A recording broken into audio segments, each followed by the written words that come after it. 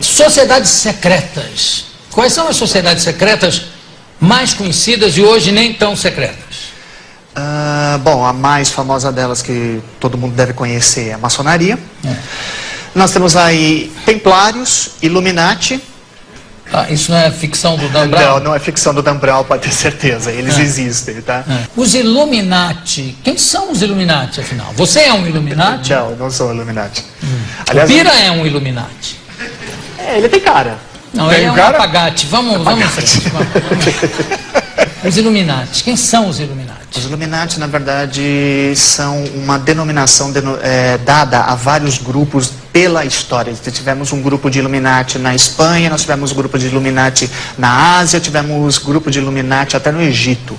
Porém, o que mais ficou famoso é um grupo chamado os Illuminati da Baviera, que era liderado por um homem chamado Adam Weishaupt, tá? Que ele sim pregava toda aquela coisa da mística dos Illuminati, de um governo único, uma moeda única, uma língua única.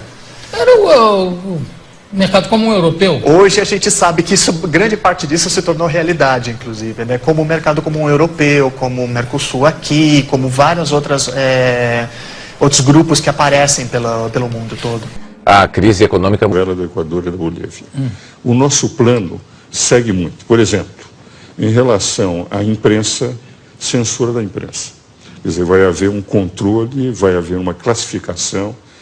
Aquelas instituições que não seguirem o que eles chamam do plano de direitos humanos, essas instituições não receberão, por exemplo, financiamento oficial.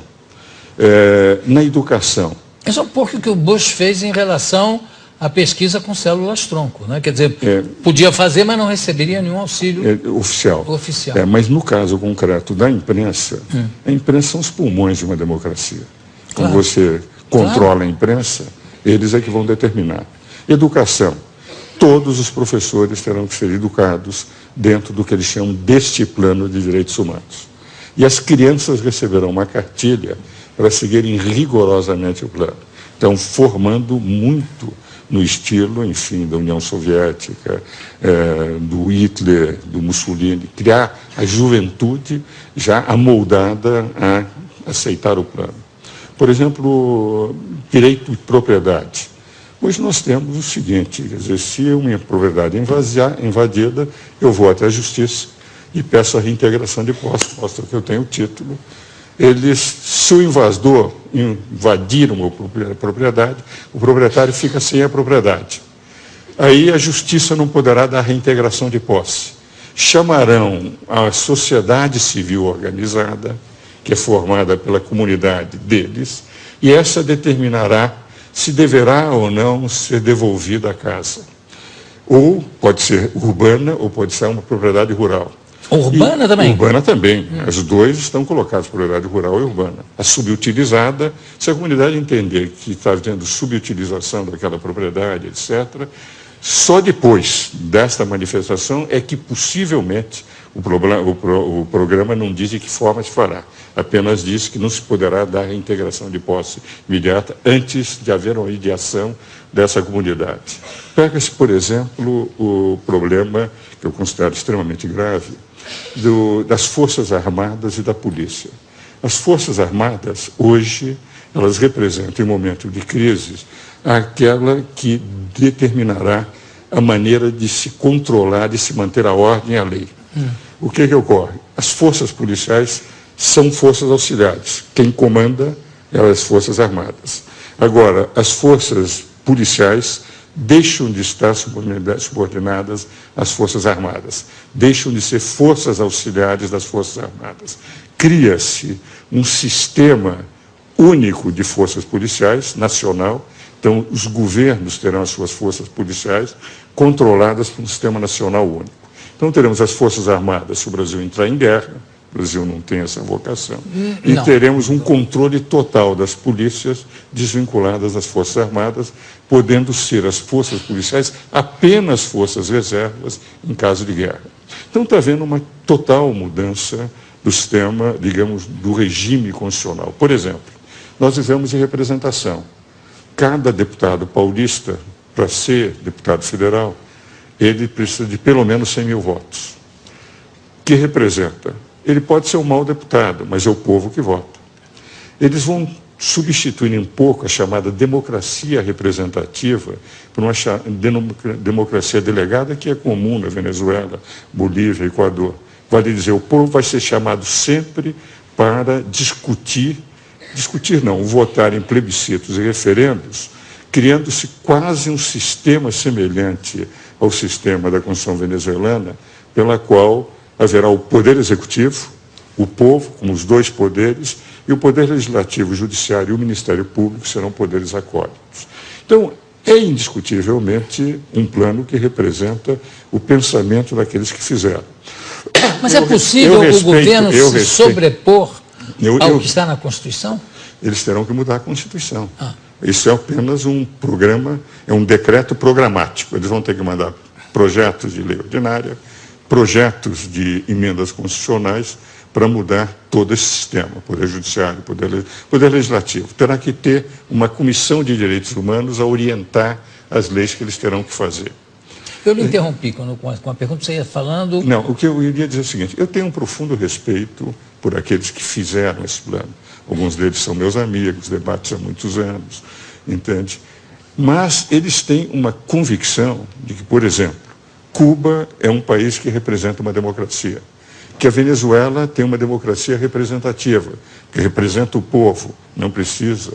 E eles estão pretendendo trazer para o Brasil as convicções ideológicas deles, que eu respeito, não são as minhas. Não, mas como é que Cuba pode ser considerada uma democracia se tem o Fidel, por quem eu tenho, aliás, uma grande admiração pela luta dele, pelo que ele significou para Cuba, tudo isso. Eu confesso que não tenho a mesma admiração. Não, eu digo o seguinte, um sujeito que desembarca com 12 pessoas numa ilha e toma conta, evidente que se transforma num mito, pelo menos. No tempo que eu estudava na faculdade... Mas será que não surgiu mais ninguém com competência? Olha, no tempo que eu estudava na faculdade, em 57, quando ele começou, a mim me revoltava muito. Nós damos sempre o direito de defesa como o principal direito de uma democracia. Claro. Não há democracia sem direito de defesa. Por isso é que eu sou advogado, nunca quis ser magistrado, nem político, nem nada. Agora, naquela época, foram levados milhares de pessoas aos paredões eu sei. sem nenhum direito de defesa. Eu nunca perdoo alguém que matou sem ter permitido que as pessoas se defendessem. Isso é um genocida. Então, podem admirar o Fidel Castro, mas eu, que sempre vivi defendendo o direito de defesa, que estudava na faculdade, lia todo dia nos jornais, primeira página na época, eram os paredões, ao ponto de nós chamarmos Fidel Paredão Castro, eu não posso admitir. Agora, eu não estou falando nem do sistema, nem do modus operandi do sistema, eu estou falando a figura dele, o carisma que ele tem, eu entendo. Carisma ele tem, indiscutivelmente, como o excepcional. próprio Che Guevara excepcional, também. Excepcional. O que eu não estou de acordo. Agora, o que ocorre? Eles dizem que é uma democracia porque não precisam de eleições. As eleições são apenas confirmativas, porque só tem o partido oficial. Pergunta à disposição. Específica, pois não? Bom, com relação ao projeto, mais especificamente na parte da censura, queria perguntar para o senhor o que o senhor acha pior? Se é uma censura escancarada, como acontece na Venezuela, que propõe, assim, de certa maneira, o projeto, ou uma censura velada, como acontece também em outros países, também no Brasil, em que a imprensa dita a realidade de acordo com a opinião de certos grupos? Não, a censura que eles estão pretendendo é muito mais grave, é semelhante àquela da Venezuela. Porque qual é o capítulo da imprensa? Haverá um órgão que vai definir e fazer a classificação dos artigos. O que vale dizer, o jornalista, conforme o tipo de exposição que fizer, ele vai ser catalogado. Os veículos, os jornais, terão também a sua catalogação para poder ou não receber. E no que concerne a rádio e televisão, como é uma concessão pública, eles poderão inclusive cancelar. Então nós teremos um conselho que irá dizendo o que é que se poderá ou não dizer nos jornais, representando, portanto, uma censura efetiva, sob a alegação de que estão com isto valorizando a Constituição, não permitindo abusos da imprensa. Ora, quem pode atacar os abusos da imprensa é o Poder Judiciário. Sempre que a imprensa abusa, entram as pessoas com ações de indenizações por danos morais ou danos patrimoniais e tem ganho. Há muitos jornais que têm sofrido isso. Então, nós já temos os mecanismos de censura. Agora, eu me lembro, no tempo da exceção, em que eu era conselheiro da Ordem, nós, conselheiros, éramos os únicos que falávamos. Porque os jornais, quando tinham matérias contrárias ao regime anterior, você se lembra, publicavam poemas de Camões, receitas. Ora, nós não teremos isso. As matérias serão proibidas de serem publicadas. Então, haverá efetivamente uma censura da imprensa escrita e, possivelmente, o corte, como acontece na Venezuela, dos canais de televisão e de rádio que forem contrários. Se ler o capítulo referente à comunicação social, é extremamente perigoso, porque nós vamos perder os pulmões da sociedade que representam a imprensa. Mais alguém? Aqui? Pois não? Eu gostaria de saber se a população brasileira vai poder opinar de alguma forma, porque isso vai interferir de algum jeito na nossa vida. Como no caso teve o plebiscito contra o desarmamento, isso, queria saber se a população vai ter como opinar de algum jeito. Certo. Veja o seguinte, a forma como eles puseram o plano é um plano com 25 diretrizes, 6 eixos orientadores e 521 proposições. Disseram eles, no introito, que eles discutiram com 14 mil pessoas no Brasil inteiro e diversas instituições. Com todas as instituições que eu falei, que eu conheço, nenhuma delas foi consultada. Então, são instituições de pessoas vinculadas à ideia do plano. Eu mesmo disse para uma dessas pessoas vinculadas a eles o seguinte: 14 mil não representam 190 milhões de brasileiros. Um deputado em São Paulo, para ser eleito, precisa de 100 mil votos, para ser 1/70 dos deputados que representam São Paulo no Congresso Nacional. 100 mil. Eles consultaram 14 mil, em nome de 14 mil estão falando por 190 milhões de brasileiros. Agora, esse projeto vai ter que ser enviado ao Congresso Nacional.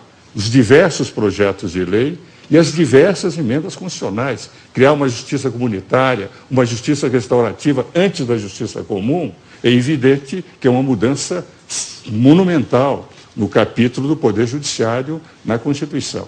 A sensação que eu tenho, entende, é que este ano não haverá possibilidade de eles levarem o plano a ser aprovado. Aliás, nenhum deputado iria correr o risco, de repente, estar indo contra a vontade popular. Agora, nós não sabemos, em função daquele candidato que vai ganhar, aliás, são 2 candidatos, não é, que estão com mais possibilidades, se, enfim, o candidato do governo ganhar, se vai ou não aceitar o plano e levar o plano para frente. O que eu tenho a sensação, e que a imprensa tem que fazer, e eu quero distinguir bem uma coisa: o que eu estou atacando são as ideias do plano, embora respeite as pessoas que os fizeram, porque alguns são, inclusive, meus amigos. O que eu quero dizer é que nós, sociedade, temos que conhecer em profundidade o plano.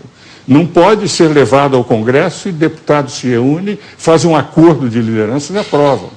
Nós todos, o povo brasileiro, e essa é a intenção que eu acho que o meu amigo Jô Soares está fazendo, é levar para o conhecimento a fim de que as pessoas possam discutir, possam debater e se acharem que é melhor que se faça. Eu, pessoalmente, considero que a democracia corre risco se nós sairmos do equilíbrio de poderes que temos hoje.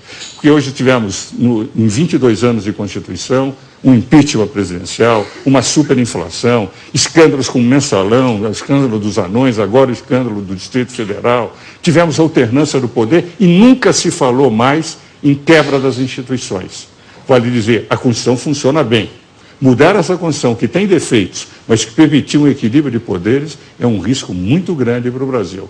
Por isso, todos nós temos que discutir, e principalmente os meus colegas, aqueles que fizeram direito. Que a nossa função, fundamentalmente, é discutir o direito que tem que ser aplicado nesse país. Bom, foi você? Então, diga lá. Eu queria perguntar se esse projeto, se ele for implantado, se o governo decidir aceitar, ele vai abrir portas para que outros projetos muito mais abusivos, piores para a população, porque você censurar uma coisa, censurar uma pessoa a ter a sua própria opinião é uma coisa ruim. Se esse projeto, se ele for aceitado, vai abrir portas para outros projetos muito mais abusivos. Se o projeto passar, nós vamos ter um regime semelhante ao de Chaves. Nós vamos ter o Poder Executivo com força, o Poder Legislativo e Judiciário, o Ministério Público como acólitos, quer dizer, como secundários, e o Poder Executivo a toda hora chamando o povo para opinar, diga sim ou não, como acontece. E é evidente, quando se tem um único poder sem o equilíbrio dos outros dois poderes, tudo que vier depois será mais abusivo. Então, esse risco que o colega apresenta realmente existe. Muito bem.